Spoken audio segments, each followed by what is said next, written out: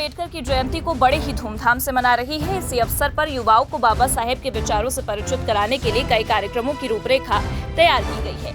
अम्बेडकर जयंती पर योगी सरकार राजधानी लखनऊ सहित प्रदेश के कई जगहों पर कई कार्यक्रम आयोजित कराने जा रही है। इसी क्रम में आज से कार्यक्रमों की शुरुआत हो चुकी है। कांग्रेस के सुरेंद्र राजपूत ने बीजेपी पर निशाना साधते हुए कहा कि भाजपा जनता पर ऐसा उपकार करती है कि उनकी आंखें छीन लेती है और चश्मा दान कर देती है।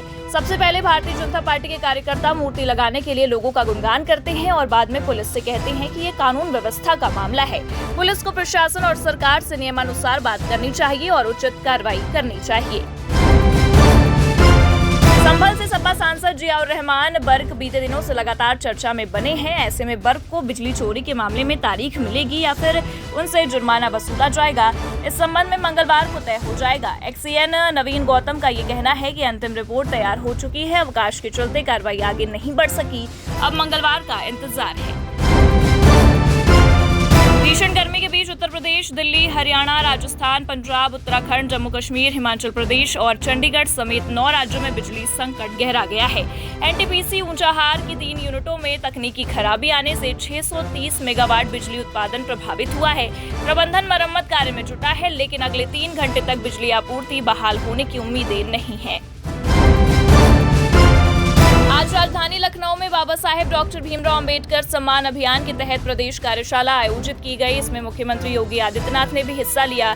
इस मौके पर उन्होंने कांग्रेस द्वारा बाबा साहेब का अपमान करने की बात कही। इस दौरान सीएम योगी ने कहा कि कांग्रेस ने अंबेडकर का अंतिम संस्कार दिल्ली में नहीं होने दिया था।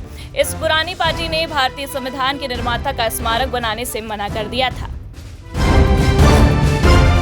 श्री राम जन्मभूमि तीर्थ क्षेत्र के अध्यक्ष नृपेंद्र मिश्रा ने श्री राम जन्मभूमि के पुनर्निर्माण पर जानकारी देते हुए कहा कि अप्रैल और मई महीने में बहुत सी मूर्तियां जो भगवान साधु संतों की उनकी स्थापना की जानी है, तिथियां तय हो गई हैं। मेरा अनुमान है कि आजकल में सप्त मंदिर की 7 प्रतिमाएं मंदिर परिसर में आ जाएंगी और उन्हें वहां पर आदर के साथ स्थापित कर दिया जाएगा।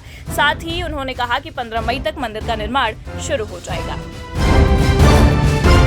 भारतीय राष्ट्रीय राजमार्ग प्राधिकरण ने जगदीशपुर जंगल कौड़िया रिंग रोड को दिसंबर तक पूरा करने का लक्ष्य रखा है। विशाल चौहान ने गोरखपुर अयोध्या 4 लेन का काम बारिश से पहले पूरा करने के निर्देश दिए।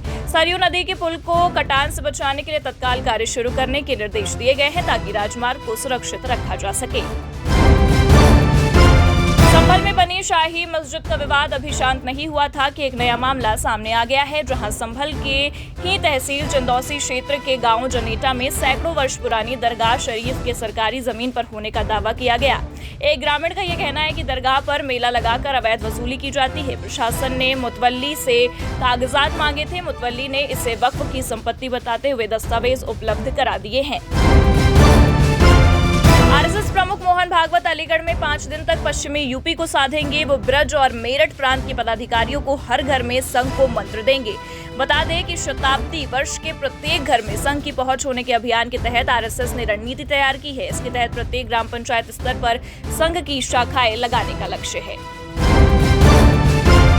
यूपी में एक बार फिर तबादला एक्सप्रेस चली है। दरअसल बिजनौर में कानून व्यवस्था को प्रभावी बनाने के लिए एसपी अभिषेक झा ने 9 थाना प्रभारियों का तबादला किया है। किरतपुर थाना प्रभारी को हटाकर विशेष जांच प्रकोष्ठ का प्रभारी बनाया गया है। बाढ़पुर, नूरपुर, नजीबाबाद और हल्दौर समेत कई थानों के प्रभारियों में फेरबदल किया गया है। क्राइम कंट्रोल करने के लिए बिजनौर में इससे पहले भी एसपी ने बदलाव किया था।